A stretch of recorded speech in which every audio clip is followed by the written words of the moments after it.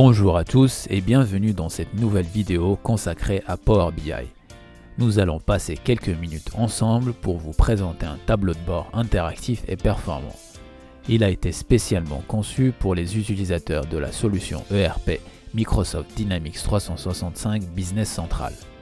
En effet, cet outil BI est directement connecté à la base de données cloud de cette solution ERP. Donc si vous êtes un client Business Central et que vous êtes à la recherche d'une solution efficace et rapide à mettre en place pour vous assurer une bonne visibilité sur vos activités professionnelles, eh bien dans ce cas, ce tableau de bord est ce dont vous avez besoin. Ici, nous sommes à la page principale de ce tableau de bord. Elle est consacrée au suivi de la situation financière de l'entreprise. Le bouton en bas à droite est celui qui vous permettra de naviguer entre les différentes pages de cet outil BI. Quand vous cliquez dessus, vous pouvez voir deux options de navigation. Une pour vous rendre sur la page de la performance commerciale et la deuxième pour le suivi de vos achats auprès de vos fournisseurs. Pour l'instant, restons sur la page principale pour voir l'état financier de cette entreprise. Nous avons ici trois sections. La première est pour le suivi de la trésorerie actuelle ainsi que son évolution durant les précédents mois. La deuxième est là pour le suivi des résultats financiers. Et la dernière est consacrée à la projection des flux de trésorerie pour les 4 prochains mois. Dans cet exemple, nous pouvons rapidement constater que le montant total de notre trésorerie est actuellement de presque 133 000 €.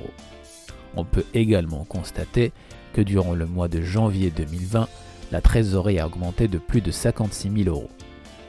Ce qui nous a permis de combler une grande partie de la baisse de la trésorerie que nous avons eu durant les 3 derniers mois de l'année 2019.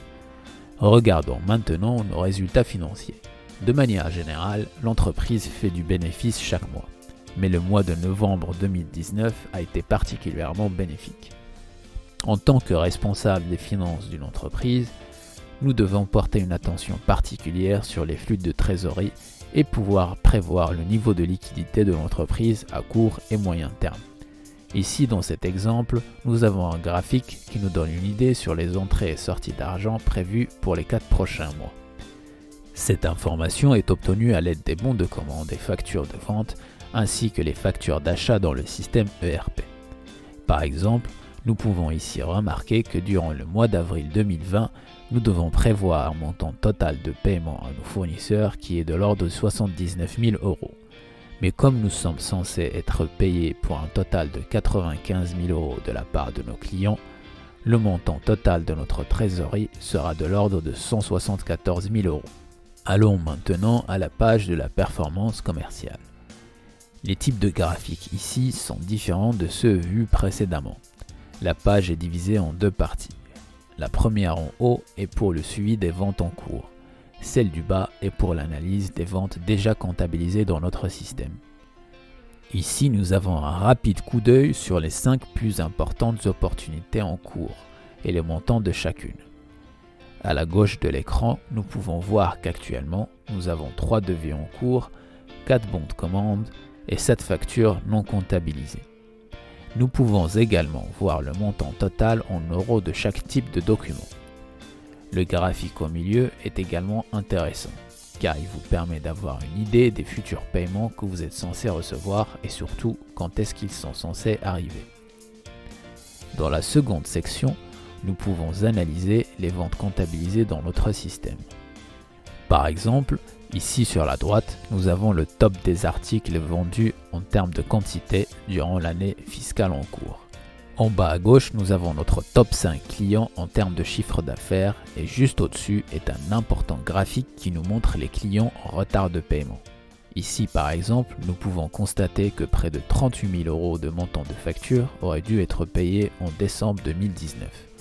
Lorsque vous passez votre souris dessus, vous obtenez le détail de ce chiffre par client et montant des factures échues. Passons maintenant à la dernière page de ce tableau de bord qui est consacré aux achats fournisseurs. Même logique ici. En haut, nous avons les achats en cours et juste en dessous, les factures fournisseurs déjà comptabilisées. Nous avons 3 factures en cours pour un total de près de 9 500 € et un peu plus de 33 000 € de commandes. Au milieu, nous avons la répartition des totaux par fournisseur et juste à côté sur la droite, nous pouvons visualiser les montants qui devront être payés par mois. Cette information est basée sur les conditions de paiement que nous avons avec chaque fournisseur. En ce qui concerne les factures déjà comptabilisées, nous avons ici sous les yeux un seul graphique, mais celui-ci est très important car il nous permet de contrôler les retards de paiement. En effet, certains fournisseurs peuvent appliquer des pénalités de retard. Ici, nous pouvons voir que nous devons plus de 11 000 € au fournisseur Graphic Design Institute. Lorsque vous passez votre souris dessus, vous avez le détail de ce montant par date de facture et le montant de celle-ci. Merci d'avoir regardé cette vidéo jusqu'au bout et nous espérons que cet outil BI va vous aider à mieux gérer vos activités en tant qu'utilisateur de la solution ERP Dynamics 365 Business Central. Pour plus d'informations ou si vous avez des questions, vous pouvez visiter notre site internet www.deltalyse.fr ou bien vous pouvez nous envoyer un email à l'adresse suivante contact@deltalyse.fr.